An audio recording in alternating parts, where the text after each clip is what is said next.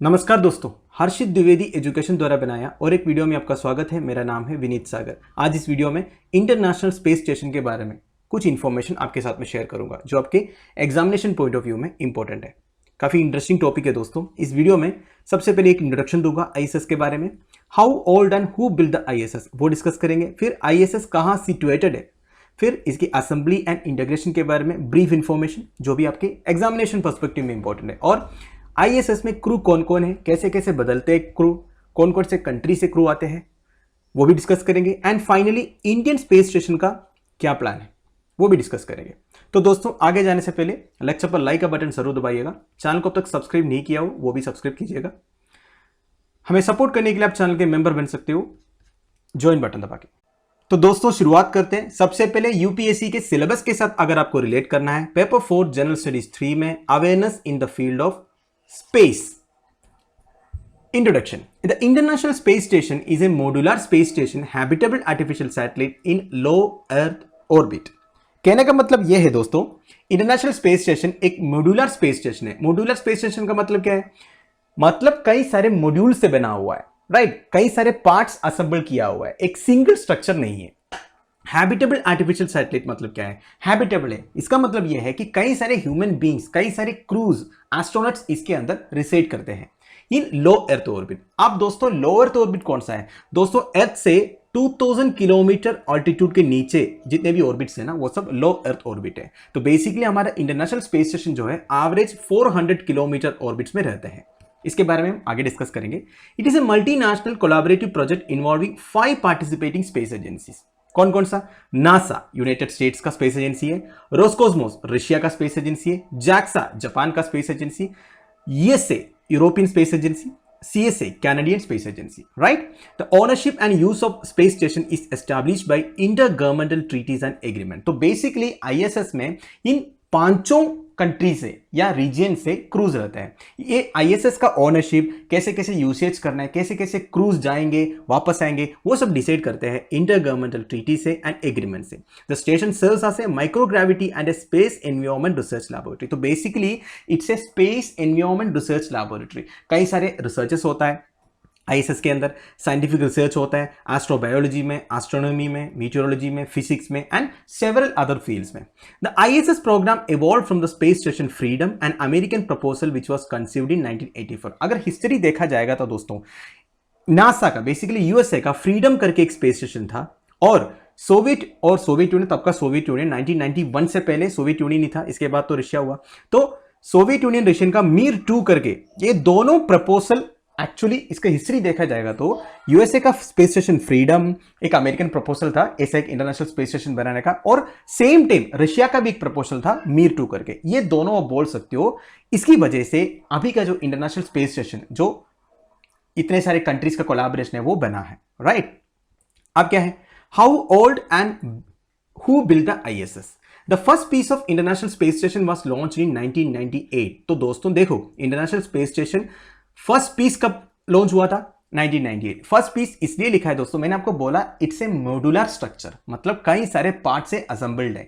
मतलब पहले छोटा सा पीस था, फिर अगला मिशन में दूसरा पीस भेज दिया, जोड़ दिया, इस तरह असेंबल किया हुआ है। तो सबसे पहला पीस भेजा था 1998 में, after which more pieces were added. First crew arrived on the international space station in November 2000, after which the space station has been continuously occupied. तो 1998 में सबसे पहला पीस भेजा था और लो अर्थ ऑर्बिट में पहुंच गया था, और 2000 में सबसे पहला क्रू पहुंच गया था। तब से लेके अभी 2021 हो गया, कंटिन्यूसली मैन्ड है, मतलब कोई ना कोई क्रू उधर रहते हैं, कभी खाली नहीं रहते हैं।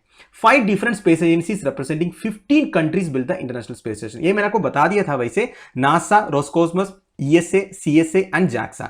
अब दोस्तों मैंने ये स्लाइड में ये फिर से क्यों लिखा, क्योंकि ईएसए जब बोलते हो तो यूरोपियन स्पेस एजेंसी आ जाता है, इसमें कई सारे कंट्रीज है। कभी कभी एग्जामिनेशन में ऐसे भी पूछा जा सकता है, क्यों, इसलिए मैं आपको बता रहा हूं। देखो, यूरोपियन स्पेस एजेंसी का मतलब ये है Belgium, Denmark, France, Germany, Italy, Netherlands, Norway, Spain, Sweden, Switzerland and United Kingdom. इतने सारे कंट्रीज है आईएसएस का पार्ट में, right? Now where is the ISS situated? It flies at an altitude between 220 kilometre and 410 kilometre above the earth। तो 220 से लेके 410 kilometre के बीच में इसका हाइट रहता है। एवरेज बताने से दोस्तों 400 किलोमीटर ही मान लो आप, 400 किलोमीटर ऊपर लो अर्थ ऑर्बिट में रहते हैं ISS. With the naked eye ISS can be seen from nearly every area of earth at different points in time. तो कहने का मतलब यह है हम अपनी आंखों से देख सकते हैं आईएसएस को स्काई में, मतलब अर्थ में अलग अलग एरियाज में अलग अलग टाइम पर आईएसएस दिखता है। It completes multiple orbits 15.54 a day, 15.5 बार ऑर्बिट करते अर्थ को 24 घंटे में, right. At an average altitude of 248 miles, that is 400 kilometers from Earth, space station is the third brightest object in the sky। तो सबसे brightest object कौन सा है मुझे कमेंट बॉक्स में बताइए। स्काई में ये थर्ड ब्राइटेस्ट ऑब्जेक्ट है। Also this high flying satellite can be seen from the ground, it passes by quickly, so it helps to know where to look. इसकी जो स्पीड है ना दोस्तों आईएसएस का करीब 7.66 किलोमीटर पर सेकंड है, इतनी स्पीड में ऑर्बिट करते हैं अर्थ को। सोचो 7.66 किलोमीटर एक सेकंड में, इतना स्पीड है। To assist in the skywatching endeavor, NASA has launched a new interactive map at its spot the station site। तो दोस्तों ये आप सब देखना चाहिए, नासा का साइट में जाइए और स्पॉट द आईएसएस करके एक टैब है, उधर जाकर आपको अभी इस वक्त आईएसएस कहां पे है ये पता कर सकता है, right. Now, assembly and integration. The International Space Station is such a giant structure that it was impossible to build it on Earth and then launch to space in one go। तो मैंने आपको ये बताया था ये एक modular structure है, ये एक ही बार अर्थ से लॉन्च होके नहीं गए थे क्योंकि ये इतना बड़ा है। अब देखो दोस्तों ये अलग अलग पार्ट्स में भेजा गया था, पूरा 10 साल लगे और 30 मिशंस लगे अभी की कंडीशन में आईएसएस को लाने में, ठीक है। 10 साल लगे और 30 मिशंस, तो 30 अलग अलग मिशन में अलग अलग पार्ट्स भेजा गया था। नासा का स्पेस शटल जो है वही भेजता था हेवियर पेसेस, पर जो छोटे छोटे रॉकेट से भी भेजा गया था, तो नासा अकेला नहीं किया पूरा काम, अलग अलग रॉकेट से भेजा था। Station is divided into 2 sections. देखो रशियन ऑर्बिटल सेगमेंट एक सेक्शन है, दूसरा सेक्शन है यूनाइटेड स्टेट्स ऑर्बिटल सेगमेंट। अब ये यूनाइटेड स्टेट्स ऑर्बिटल सेगमेंट है ना जो यूएसओएस है, इसमें ये शेयर करता है बाकी कंट्री से, पर रशिया का अलग सा एक सेगमेंट है।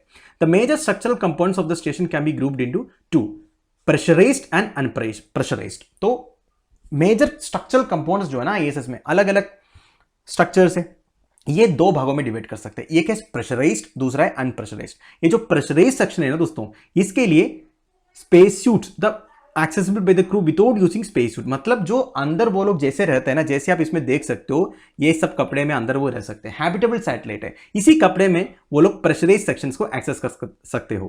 Bye accessing the stations unpressurized super structure space suits have to be used. इसके लिए बाहर निकलना पड़ेगा, स्पेस सूट पहनना पड़ेगा अगर अनप्रेशराइज्ड सुपर स्ट्रक्चर को, जो बाहर वाले स्ट्रक्चर को अगर टच भी करना है तो, right. Now crew in international space station. International space station missions called expeditions usually last about 6 months।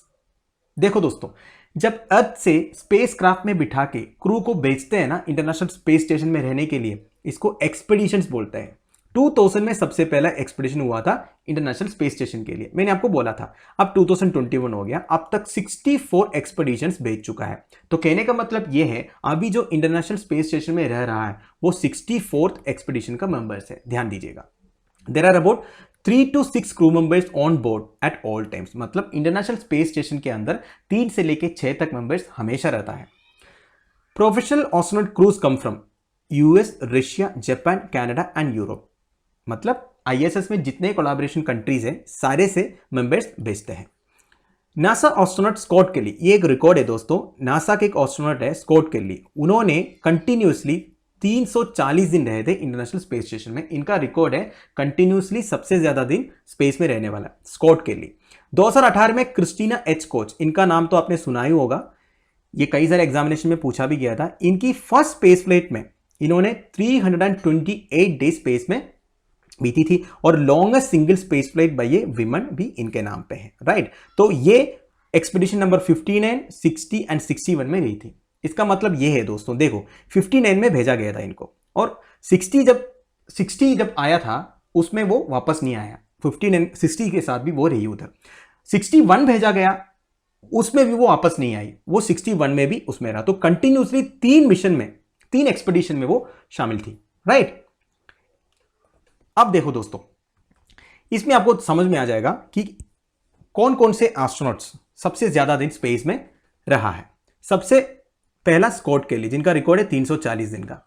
दूसरा है क्रिस्टीना कोच, उनका 328 डेज है।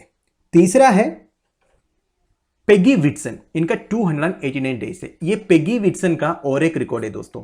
अगर क्यूमुलेटिवली देखोगे ना, इनका सबसे ज्यादा दिन है स्पेस में, 665 डेज है, राइट।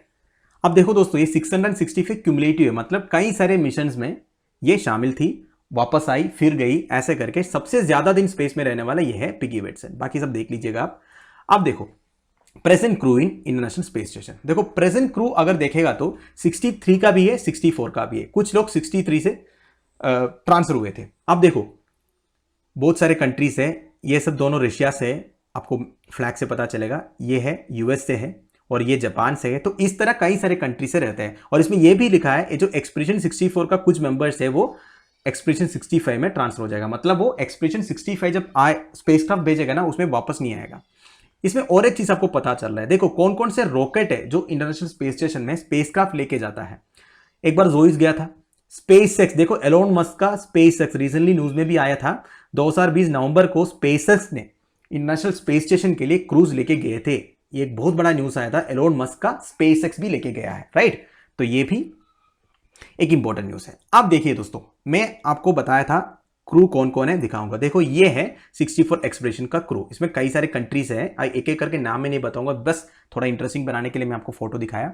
अब इस फोटो से आपको क्या पता चल रहा है, मैं आपको बार बार बोल रहा हूं अर्थ से स्पेसक्राफ्ट में बिठा के बेचते हैं करके। आप देखो दोस्तों, ये रॉकेट है, राइट, और ये है स्पेसक्राफ्ट। ये जो रॉकेट के साथ ये स्पेसक्राफ्ट अटैच रहता है और ये रॉकेट ये स्पेसक्राफ्ट को लेके ऊपर उड़ता है। अब ये स्पेसक्राफ्ट के अंदर हमारा जो क्रूज है वो रहता है, राइट। अब आपको समझ में आ गया ना, जो एस्ट्रोनॉट्स कैसे जाते हैं रॉकेट में नहीं बैठते, वो रॉकेट के बाहर ये जो स्पेसक्राफ्ट में बैठते हैं, right.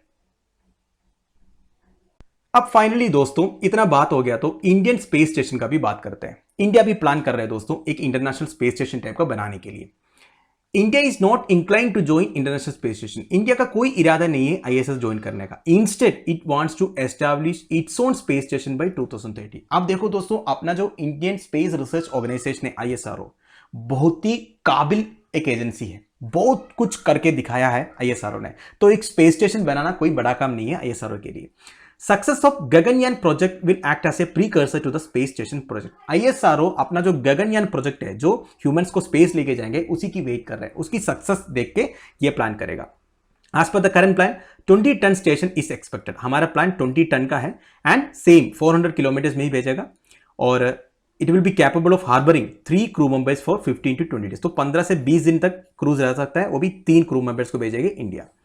Rough time frame is 5 to 7 years after the completion of Gaganyaan project. तो गगनयान प्रोजेक्ट अभी होने वाला है, इसके 5 से 7 साल में हम अपना खुद का इंडिया का एक स्पेस स्टेशन भेजेंगे।